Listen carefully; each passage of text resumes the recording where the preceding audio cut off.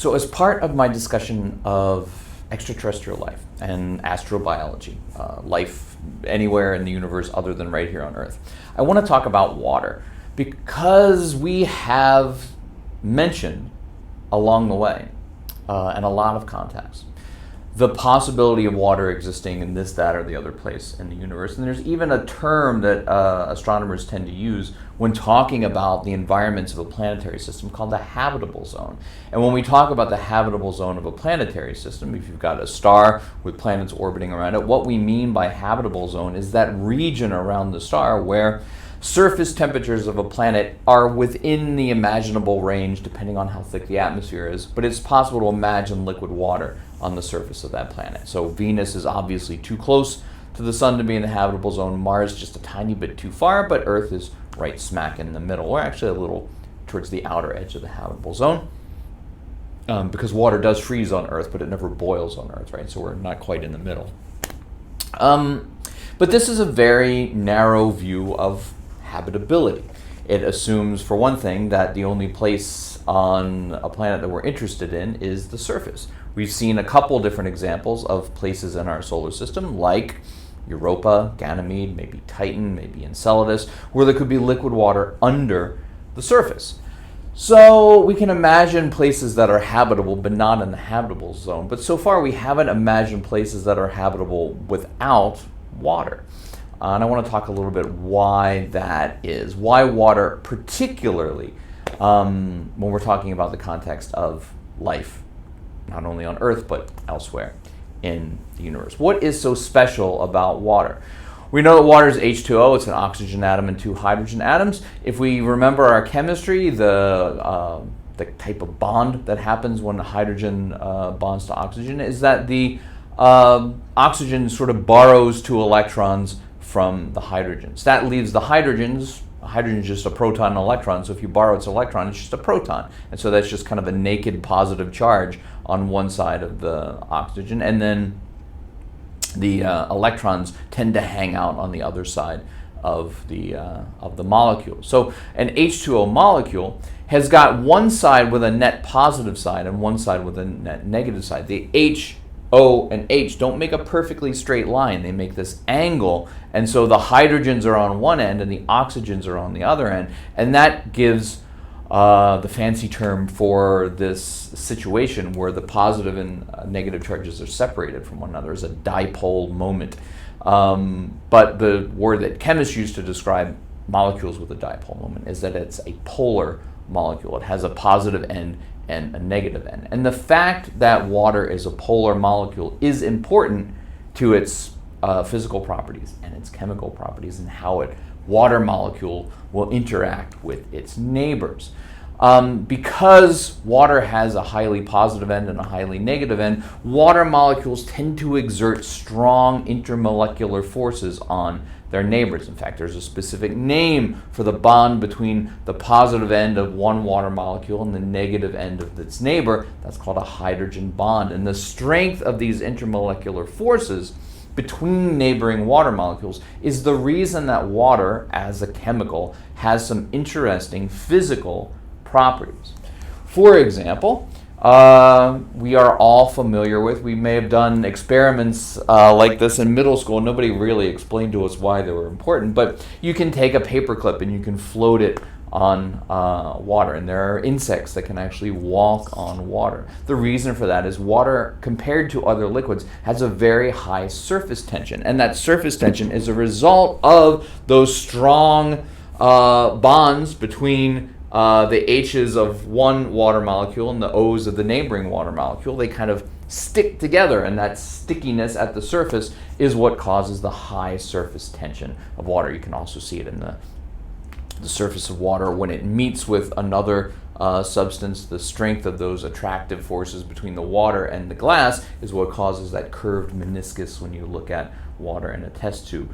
It goes the other way if you and again, these are experiments we all did in middle school. Nobody explained to us why they were important. You can take a glass and fill it with water and keep dropping pennies in it until the water actually heaps up over the edge of the glass and makes a sort of mound of water. That wouldn't be possible without these strong intermolecular forces between neighboring water molecules. So that's a physical property of water that is a result of its properties at the molecular level. Another result of these strong bonds between neighboring water molecules is that water stays liquid over a very wide range of temperatures. It's hard to boil water because of those strong hydrogen bonds between neighboring water molecules. The boiling point of water is something like 200 degrees higher than you would expect for a little molecule of its size because of these strong bonds between neighboring water molecules. So the fact that water is liquid over a range of 100 degrees Celsius, or from 32 to 212 Fahrenheit, is a testament to these strong intermolecular forces. It's a testament to the polar nature of the water molecule. Why is that important for astrobiology? Well, for stuff to be alive, you need some kind of liquid for them to be alive in, or alive with the liquid inside them. The reason I'm constantly drinking some kind of liquid while I'm recording these videos is because my body needs water. My brain needs caffeine, but my body needs water in order to keep my cells working. The water doesn't metabolize in your cells. What the water does is keep the molecules in your body able to move around. The oxygen able to move through my bloodstream, the nutrients able to be carried to all my cells. So in a solid, molecules are not free to move around. It's impossible to imagine life on a object where there are only solids and no liquids, because molecules can't move around and interact with one another. In a gas, the molecules are too far apart to interact with one another. So if we imagine a planet where everything is solids and ices, it's impossible to imagine enough chemical motion for anything to be alive. If we imagine a planet that's entirely gaseous, it's impossible to imagine enough molecules concentrated in one place to interact with one another to make anything alive. So liquid is the medium that is necessary to allow molecules to both be mobile and to interact with one another. So we need some kind of liquid for things to be alive in. And a liquid which stays liquid over a wide range of temperatures is H2O.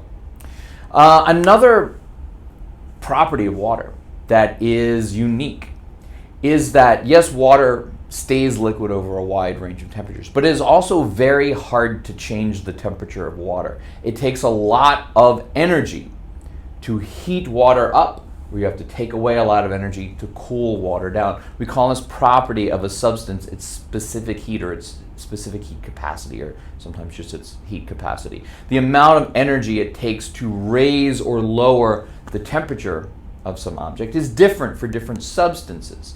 If I take a piece of copper and a piece of steel and a piece of silver and a kilogram of water, and I put them all in an oven, they won't all change temperature at the same rate. And that measure of how much energy you have to add to a substance to change its temperature is called its specific heat. The higher the specific heat, the more energy it takes to change the temperature of a substance. Here's just a table of specific heats of different substances. Metals tend to have a specific heat between 0.3 and 1, aluminum 0.9, brass 0.3, gold 0.12, lead 0.12. Liquids tend to have a higher specific heat. For example, ethyl alcohol is 2.4. But the specific heat of water is 4.186. It takes 4.186 joules of energy to change the temperature of 1 gram of water by 1 degree Celsius. That's more than twice most other liquids, and something like 10 times as much as many solids. So what? So it takes a long time to heat or cool water. Well, One effect of this is large bodies of water do not change their temperature very quickly, so it's hard to cause them to freeze. Not only is the freezing point far from the boiling point, but you have to take away a lot of energy from an ocean in order to change its temperature. The oceans don't freeze ever. And even a lake or a pond, if you look at the air temperature in the winter, right? On a day when it's 45 degrees during the day, it might be 38 degrees, 32 degrees, 18 degrees, 5 degrees at night. Why? Because at night the sun goes down and the air gets cooler. But if you look at the water temperature does not change as much as the air temperature. Why? Because water holds on to that heat and it takes more energy to change the temperature of that water. So ponds and lakes don't immediately freeze overnight when it drops down to 28 degrees or 18 degrees for just a day. It has to be below freezing for days and days and days for a body of water to freeze. That means that most of the water on Earth stays liquid most of the time. There are places where it freezes a lot, but even places like Virginia, where sometimes it gets below the freezing point of water. All the water doesn't freeze immediately overnight. So the specific heat of water is an important factor in keeping water liquid. And it's one of the reasons that most of the water on Earth is liquid most of the time. It never gets quite cold enough to take away all that energy from all of that water. Another interesting physical property of water has to do with when it does freeze, it floats. And that's not the way most liquids work. Most liquids get denser and denser and denser as they get colder and colder and colder, and when they freeze, they sink and they freeze from the bottom up. Water doesn't do that. You know, if you've ever kept a water bottle in the freezer or left a can of Coke in the car in the winter, when it gets below freezing, it will explode because that water or that liquid will the water in the Coke will expand when it freezes. Why does that happen? It has to do with these hydrogen bonds between the hydrogen and oxygen. When water goes from being a liquid to a crystalline structure, it actually forms a hexagon. We know this hexagonal shape from snowflakes, right? And when it does that, those molecules actually move a little further apart. So water gets denser and denser and denser as it approaches its freezing point, but as it settles into that crystalline structure of that hexagon, it actually pushes itself to a larger volume. And since it has a larger volume, it floats on top of the cold water. Why is that important? Why is it important that water floats when it freezes? Well, imagine what would happen to everything living in the water if lakes froze from the bottom up. By the middle of the winter, the whole lake would be covered with frozen fish and things that have been pushed out of the water by the freezing water. That's not what happens in big lakes and big bodies of water. What happens is they freeze on top. That layer of ice acts as a insulator, and it keeps the water underneath from freeze. Lakes only freeze on the top for a few feet, a few meters. Underneath, they stay liquid, which means everything living in the lake can stay alive over the course of the winter. So the fact that water floats when it freezes means that small bodies of water tend not to freeze all the way down to the bottom. They only freeze on the top layer, and that keeps the water underneath liquid. Important for things that live in the water.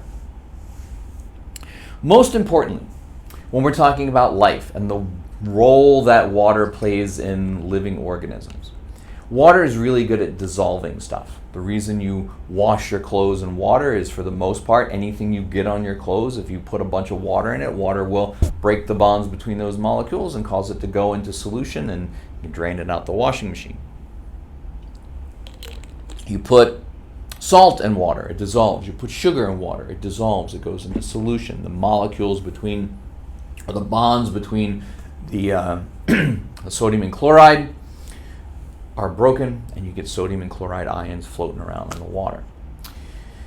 The fact that water is really good at dissolving things is related to this polar nature of the water molecule and the fact that water molecules exert strong molecular forces on their neighbors and are able to pull apart other molecules. The chemical number that you can think of as a measure of how good a chemical is at dissolving things is called the dielectric constant. It's basically a measure of the strength of the polarness of the molecule, how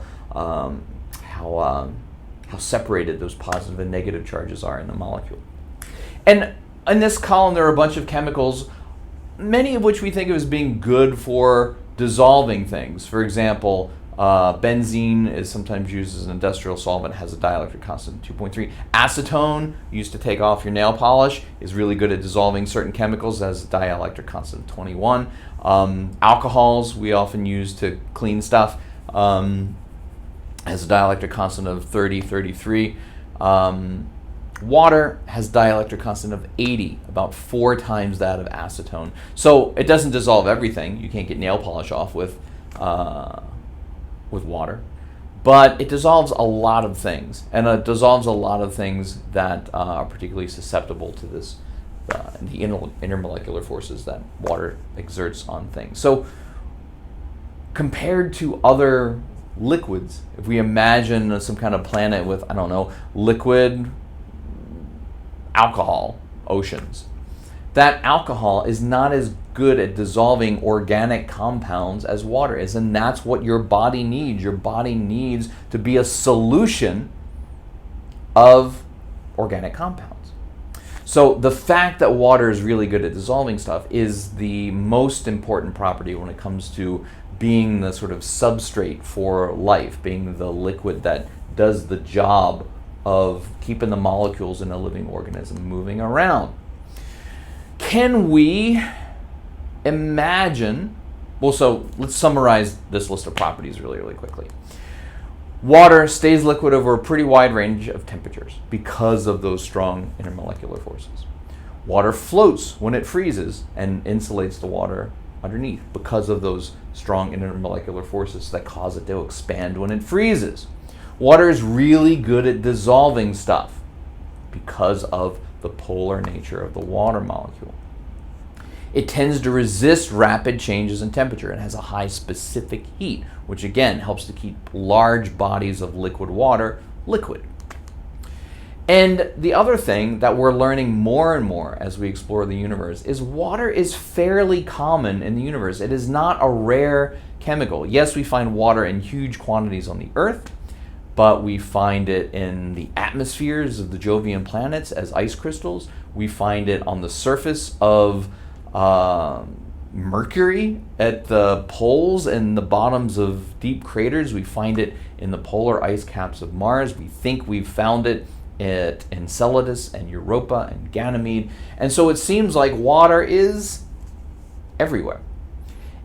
And if it has all these great properties that make it amazing for being alive in, and it's fairly common in the universe, it's a reasonable thing to do to say, let's constrain our imaginings about life in the universe to things that live in water and with water as their chemical solvent. Can we imagine something else? Here's Titan. We've talked about Titan before. Titan has bodies of liquid on its surface. They are not bodies of liquid water. They are bodies of liquid methane and ethane. Can we imagine life that lives in the methane seas of Titan instead of the water seas of Earth?